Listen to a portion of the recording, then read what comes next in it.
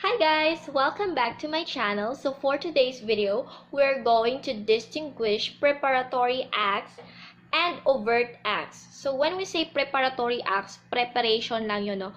And when we say overt acts, meaning physically siya ginawa. So, an overt act is some physical activity or deed indicating the intention to commit a particular crime, more than a mere planning or preparation. So, yung preparatory act is planning and preparation para mag-commit ng crime. Unlike overt act is physically talaga na commit na. Which if carried to its complete termination following its natural course without being frustrated by external obstacle nor by the voluntary desistance of the perpetrator will logically and necessarily ripen into a concrete offense. So let us distinguish the two by means of having an example, no? So that we can understand it easily.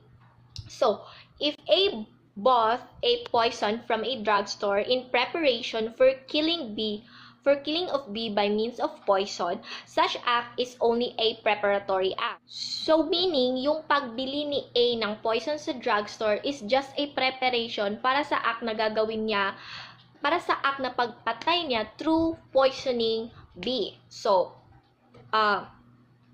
such act is only a preparatory act. So it is not an overt act because it has no direct connection with the crime of murder which A intended to commit. So the poison purchase may be used by A to kill rats or insects. So hence, the act of buying poison did not disclose necessarily an intention to kill a person with it. Kasi yung pagbili ng poison, it does not necessarily mean na yung poison na binili mo is gagamitin mo sa pag-commit ng crime or gagamitin mo sa pagpatay ng tao, because meron ding mga reason kung bakit ka bibili ng poison, such as baka gamitin mo yun sa pagpatay ng mga insekto na nasa bahay mo or mga rats. So that is why a mere act of buying a poison is just a preparatory act, no? But if A mixed the poison with the food intended for B and the latter, not knowing that it contained poison, put into his mouth a spoonful thereof, the act of A was more than a mere planning or preparation for the commission of murder. So the buying of poison and mixing it with food of B, who later put into his mouth part thereof to eat it, taken together, constituted the overt acts of murder. So the nature of external act thus performed by A clearly indicated that he intended to commit the crime of murder. If for some reason or another B threw away the food with poison from his mouth, A is liable for attempted murder. It is also to be noted that killing a person by means of poison is murder under Article 248 of the Revised Penal Code.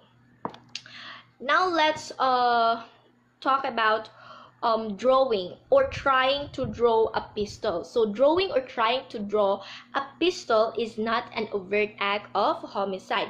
So this is based on the case of People versus Tabago. So while Tabago was talking with the chief of police, he made a motion to draw his pistol, but the latter embraced him and prevented him from drawing his pistol. Tabago then told his two companions to fire at the chief of police, but they could not do so because the chief of police was embracing Tabago. One of his companions, Avelino Vale, fired a shot, but the same was not aimed at anybody. So the ruling for this case is that the accused cannot be convicted of the crime of attempted homicide, since the action of the accused in placing his hands on his revolver, which was then on his waist, is indeed very equivocal and susceptible of different interpretation. So for example, it cannot be definitely concluded that the attempt of the accused to draw out his revolver would have if allowed to develop or be carried to its complete termination following its natural course, logically and necessarily ripened into a concrete offense, because it is entirely possible that at any time during the subjective stage of the felony, the accused could have voluntarily desisted from performing all the acts of execution, and which, had it happened, would completely exempt him from criminal responsibility for the offense he intended to commit. So to constitute attempted homicide, the person using a firearm must fire the same with intent to kill at the offense party without, however, inflicting a mortal wound on the latter. So you can also check my video about the subjective phase of the offense. So it would be really helpful.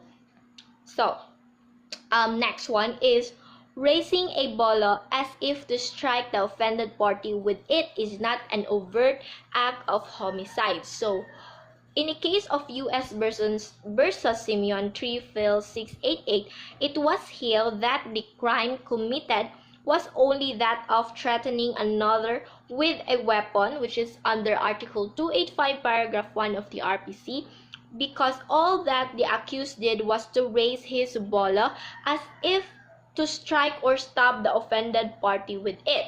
The latter shouted for help and ran away. No blow was struck, nor was there proof of threats to kill or to do bodily harm. If a blow with the bolo was struck and there was intent to kill on the part of the accused, the act of striking the offended party with the bolo would be an overt act of the crime of homicide. So next one, overt act may not be physical activity. So it doesn't mean na hindi siya physical activities, hindi na siya overt act. So there can be some instances wherein act can still be considered an overt act even though it is not it may not be a by physical activity. So there are felonies where, because of their nature or the manner of committing them, the overt acts are not performed with bodily movement or physical activity.